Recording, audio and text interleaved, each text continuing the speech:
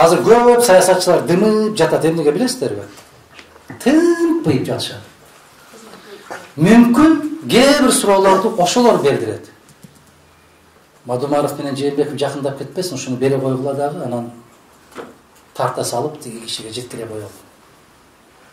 Атамбаев жөнүндө берип койгулачы, тиги Мадумаров дайым чындыкты айтат, анан тигини бияка колдоно коелу. Алар тынпайып жатышат. Эмнеге? Мүмкүн эртең бүрсү күнү мени чакырып калар. Мына ушулардан сак болушубуз керек. Ушулардан этият болушубуз керек. Мына Атамбаев айтпады эле, мен 23 жылдан бери коюн колтук алышкан доспуз.